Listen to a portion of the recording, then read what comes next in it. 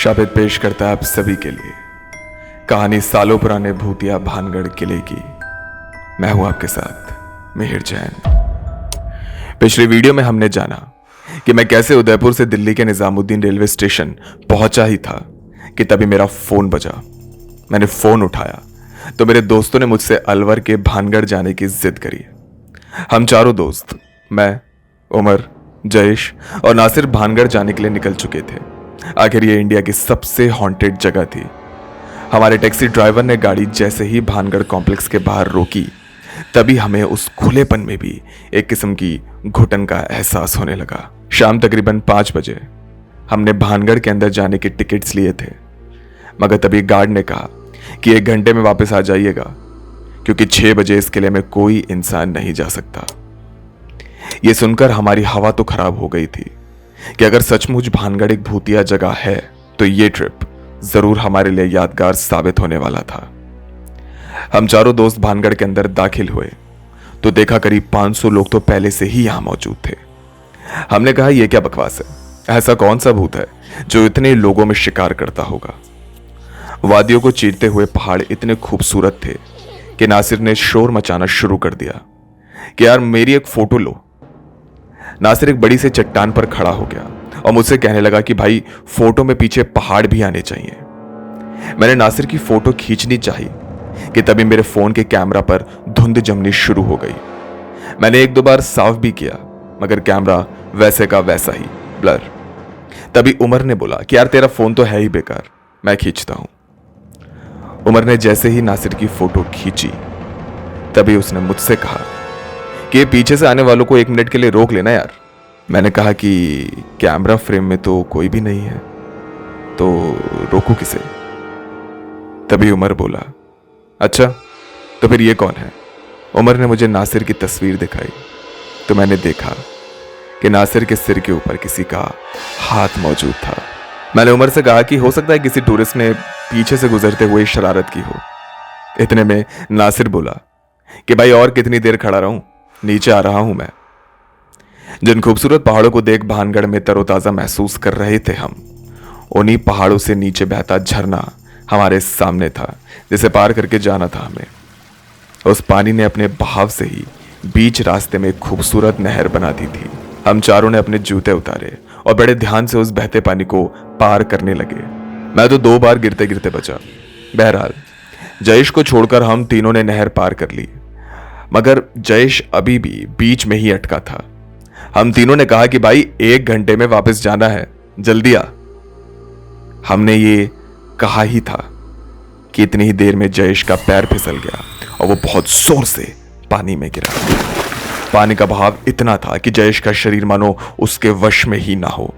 पानी के बहाव से जयेश नीचे की ओर बहने लगा। हम तीनों भी बुरी तरह घबरा गए, मगर तभी जयेश ने किनारे लगे एक पेड़ की डाल पकड़ ली और हमने हाथ देकर उसे ऊपर खींच लिया। जयेश पूरी तरह भीग चुका था और ऊपर से नीचे तक थर थर कांप रहा था। सीरियस तो हम तीनों भी काफी हो गए थे, मगर तभी मूड बदलने के लिए उमर ने कहा कि भाई इतने से पानी में भी फिसल गया तू। उमर की बात सुन जयेश का चेहरा पीला पड़ चुका था। तभी थोड़ा माहौल बदलने के लिए मैं ही बोला कि भाई तुझे कहीं चोट तो नहीं लगी। यह सुन जयेश ने हमसे कहा कि मैं फिसला नहीं, बल्कि मुझे ऐसा लगा कि किसी ने मेरे नीचे से पैर खींचे थे।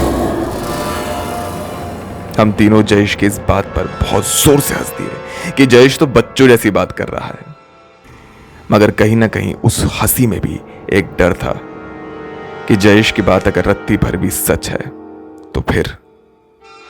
हम सबने सोच रखा था कि आज हम भानगढ़ के रहस्य को जानकर ही रहेंगे। पानी को पार करते ही हमने अपने माइक और कैमरास निकाले और अब हम इन सब एक्टिविटीज को शूट करने वाले थे। हमने भानगढ़ किले की एंट्रेंस पर बने 500 साल पुराने उस बाजार को भी देखा जिसे फिल्म में कई दफा दिखाया जाता है। उस एंट्रेंस पर मैं कैमरे के सामने खड़ा पीटीसी दे ही रहा था कि तभी नासिर और जयेश की आवाज आई कि यार देखो कितनी खतरनाक हवेली है।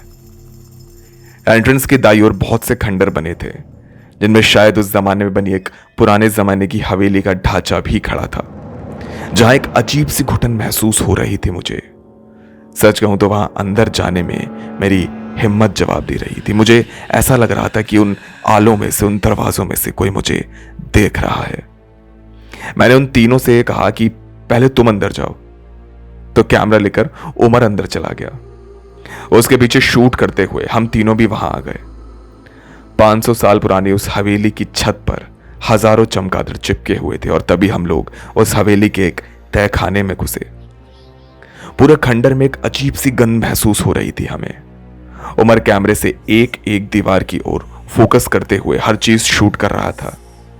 जयेश ने अचानक ही टॉर्च जलाई और जैसे ही उसने टॉर्च जलाई तो उस रोशनी की पहली झलक में ही मुझे किसी औरत का जला हुआ चेहरा दिखाई दिया। मैं इतनी जोर से चिल्लाया कि उन तीनों की सांसें भी एक समय के लिए रुक सी गई थी।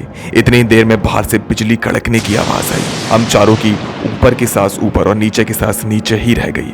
मेरा पूरा शरीर पसीने से भीग चुका था और तीनों का भी हाल कुछ ऐसा ही था। उन्होंने मुझसे पूछने की बहुत कोशिश की कि आखिर अचानक मुझे क्या हुआ, मगर मैंने घबराहट में उन्हें कुछ नहीं बताया। बस उस पूरे खंडर के अंदर पड़ते बारिश की गंदी गंध मुझे महसूस हो रही थी, मेरा दम घोट रही थी। मैंने उनसे कहा कि मुझे यहाँ नहीं रहना, चलो यहाँ से।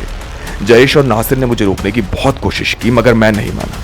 मैं उस खंडर से निकला, दौड़ता हुआ मेन गेट की तरफ पहुंचा। मेरे पीछे ये तीनों भी दौड़े ताकि किसी तरह मुझे रोक सके, मगर मैं सुनने को तैयार ही नहीं था। हाफते हाफते मैं किसी तरह उनसे पहले उस मेन गेट पर पहुंच गया, मगर मेन गेट पर तो ताला लटका था। मैं बहुत बार मदद के लिए चिल्लाया, गार्ड्स को बुलाने की कोशिश करी, मगर कोई फायदा नहीं, कोई नहीं था वहां। जयेश, उमर और नासिर भी मुझे वहां समझा रहे थे कि कुछ नहीं हुआ, तू वापस चल, मगर मैं तब भी गार्ड्स को आवाज लगाए जा रहा था।